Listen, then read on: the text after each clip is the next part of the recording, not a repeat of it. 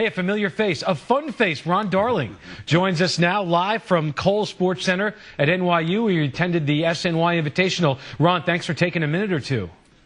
Oh, my pleasure, Matty.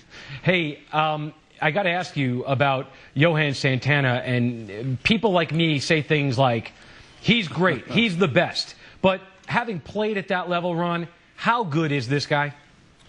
Well, you know, he's definitely one of the best pitchers in baseball, if not the best. The one thing you always judge a pitcher by is that his quality of pitches. He's one of the few, other than Pedro Martinez, I remember, who has 3 of the best pitches in baseball. His slider, which he very rarely uses because he doesn't have to use it, is one of the best sliders against lefties. And if you look at his fastball, 94 to 95, that's more than enough to go with that outstanding changeup. So to have 3 quality pitches, to be the kind of competitor that he is, he also can hit and run and is a great fielder of his position. He just should have been a National League pitcher his whole career. I know he started with Houston, but the Mets are lucky to have him now. All right. Now, these contracts, these 6, 7, 8-year, whatever they are, if this is truly a 7-year deal, and that's what's being reported by numerous outlets, Ronnie, what happens to a pitcher's body when he turns 30, 31, 32, that these things historically just don't work out?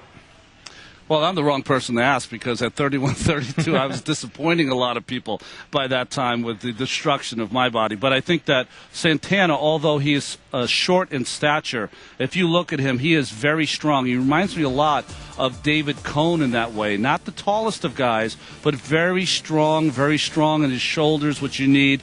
And also, I just think, you know, he has so many years to go. I think the way the guys train now, the way they take care of themselves is top-notch, way better than when I pitched. And I think that for Santana, he is just the medicine after that, you know, sadness that affected Met fans and the Met team at the end of this year. That's all forgotten now. Santana is the only thing you can talk about.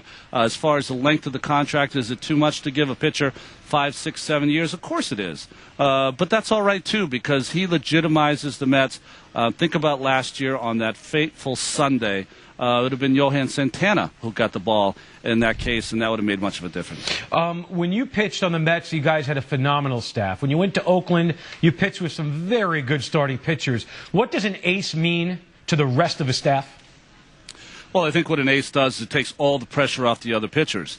You have a guy now that every time he goes out, what he can do, Matty, is something that the Mets really needed at the end of last year. He can stop those 4, 5, 6-game losing streaks. He can stop where you're facing, like the Philadelphia Phillies late in the season, and it's a 4-game series. He can win one of those games for you, one of those big games. And we've seen over the course of the playoffs last year in the World Series with the work of Beckett, is if you're going to proceed and go through the playoffs, through the World Series, you're going to have that one horse that you can go to that can decide the game all by himself by going out there and just really throwing his glove out there. The game's over. Santana is that kind of guy. Off the top of your head, a quick round number, Ronnie, on today's market, Ron Darling is worth how much a year? I think 17 or 18 cents. I think that would have been an appropriate number for me. But listen, I'm so happy to be able to spend next season 35 times talking about this young man, because it's going to be a pleasure for me and Met fans to watch him work. I am right there with you, Ronnie. We'll see you in a couple of weeks in Florida. All right, thanks, Matty. Ron Darling at Cole Sports Center at NYU.